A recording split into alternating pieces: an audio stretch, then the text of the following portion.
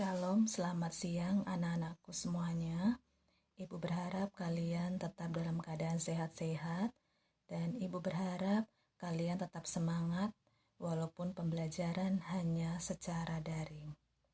Baik, sebelum masuk materi pembelajaran, Ibu akan memperkenalkan diri terlebih dahulu. Nama Ibu Teresia Suratni, Sarjana Pendidikan.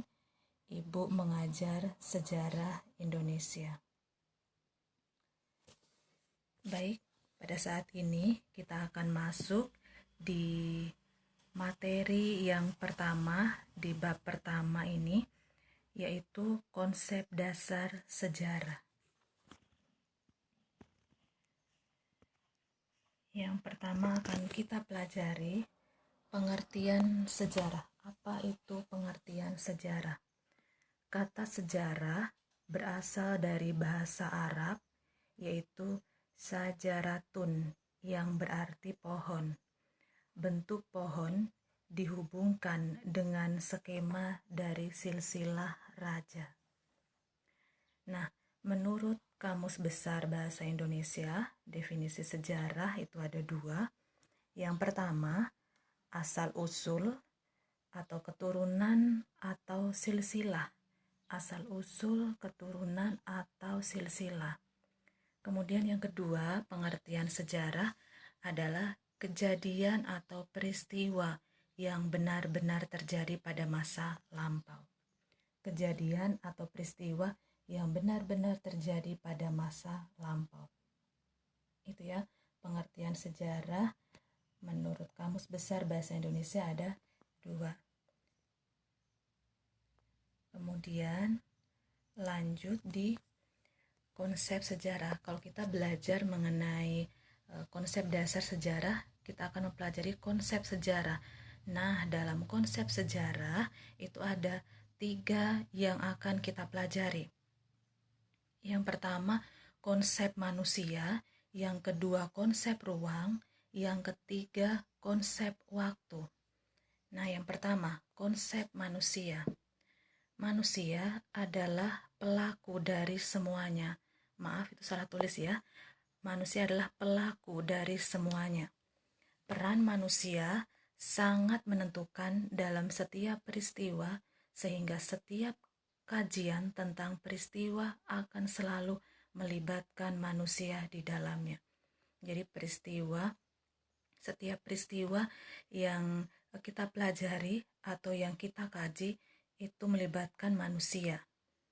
Jadi di sini konsep manusia itu adalah manusia adalah pelaku dari semuanya. Kemudian yang kedua, konsep ruang. Unsur ruang yang menjadi tempat terjadinya peristiwa akan memberikan gambaran yang jelas kepada kita bahwa peristiwa itu memang ada dan nyata. Jadi tempat itu menjadi gambaran atau menjadi tanda bahwa peristiwa itu memang benar-benar ada dan nyata. Kemudian konsep waktu.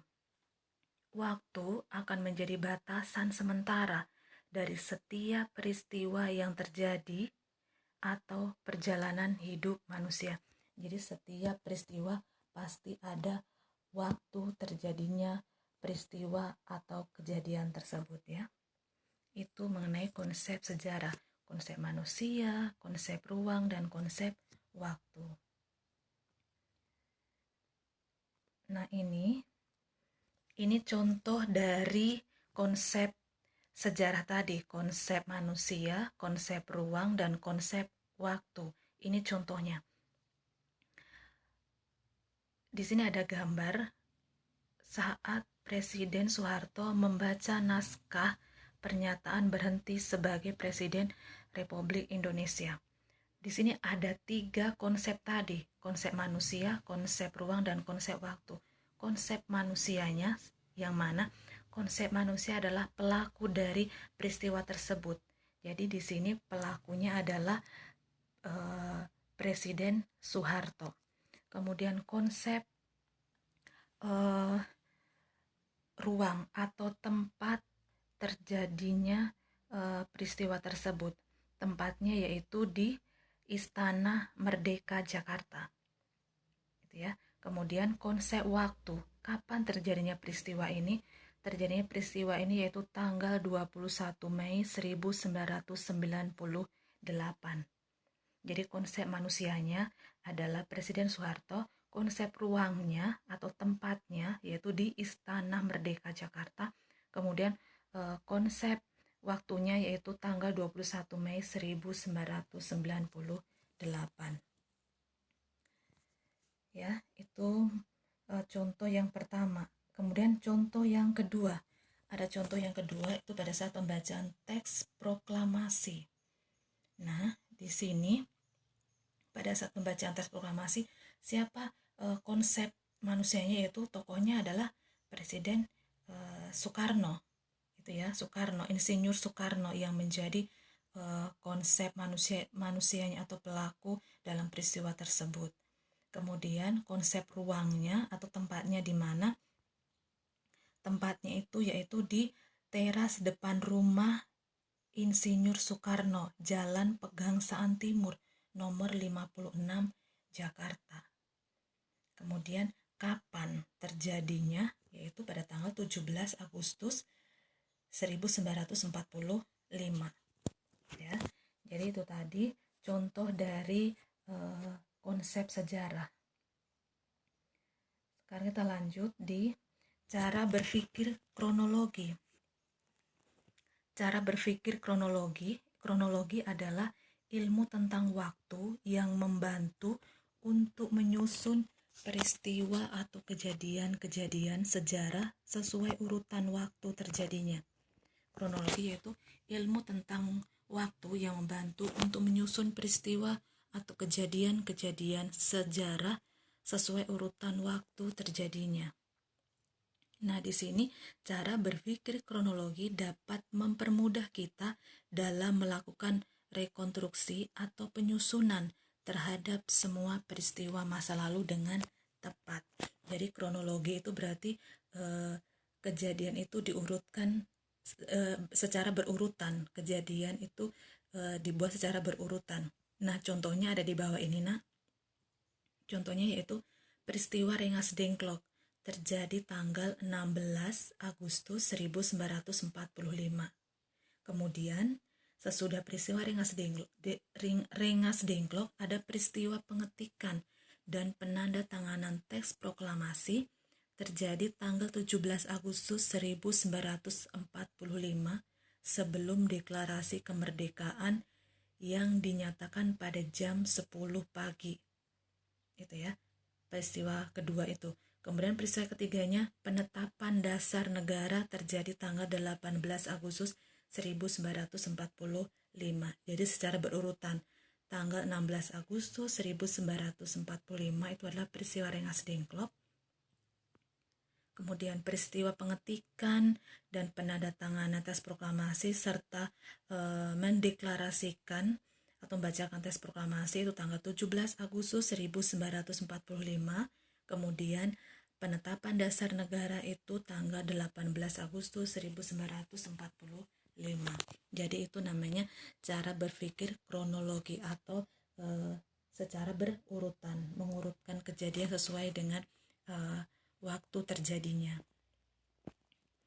Kemudian sekarang kita masuk di cara berpikir diakronik. Apa itu cara berpikir diakronik?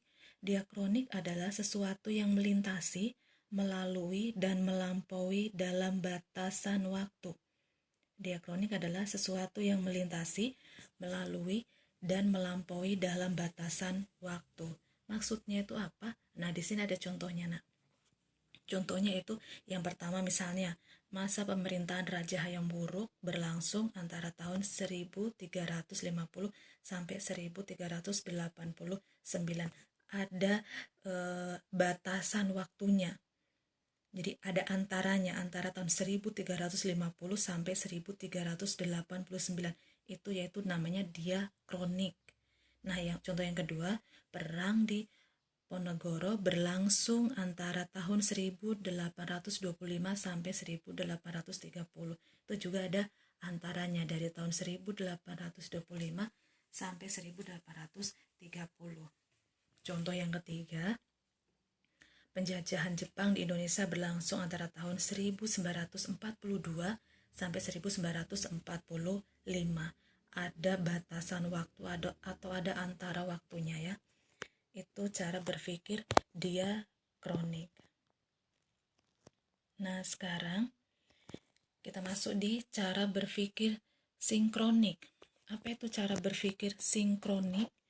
Sinkronik adalah segala sesuatu yang bersangkutan dengan peristiwa yang terjadi pada suatu masa.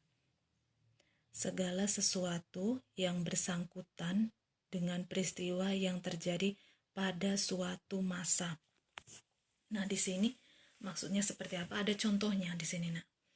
Contohnya adalah seorang sejarawan ingin menyusun sejarah perekonomian bangsa Indonesia pada zaman Jepang. Hal yang akan dia lakukan adalah meneliti gejala atau fenomena perkembangan kehidupan ekonomi bangsa Indonesia yang terjadi pada masa pendudukan Jepang itu saja.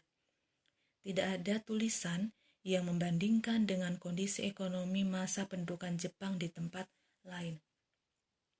Jadi, cara berpikir sinkronik itu berarti cara berpikir yang hanya tertuju pada satu peristiwa atau satu masalah. Jadi tadi contohnya, misalnya seorang sejarawan ingin menyusun sejarah perekonomian bangsa Indonesia pada zaman Jepang. Jadi sejarawan tersebut hanya meneliti fenomena atau gejala perekonomian bangsa Indonesia pada zaman Jepang saja. Tidak ada tulisan yang membandingkan kondisi ekonomi pendudukan Jepang di tempat lain atau di negara lain atau apapun, itu tidak ada, hanya tertuju pada atau hanya fokus pada satu masalah saja. Itu namanya sinkronik. Ya, sekarang kita sudah masuk di dalam tugas. Nah, di sini tugasnya ada 2. Yang pertama, jelaskan tentang konsep manusia, ruang, dan waktu dalam sejarah. Yang kedua, bagaimana keterkaitan antara konsep berpikir kronologi, sinkronik, ruang, dan waktu dalam sejarah. Ibu ulangi, soal yang pertama, jelaskan tentang konsep manusia, ruang, dan waktu dalam sejarah. Kemudian yang kedua, bagaimana keterkaitan antara konsep berpikir kronologi, sinkronik, ruang, dan waktu dalam sejarah. Nanti kalian tulis tugas ini di buku tugas, khusus di buku tugas Sejarah Indonesia.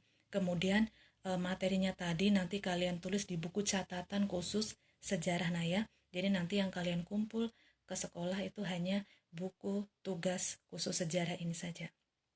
Baik, selamat mengerjakan. Tetap semangat, tetap sehat selalu. Selamat siang dan Tuhan memberkati.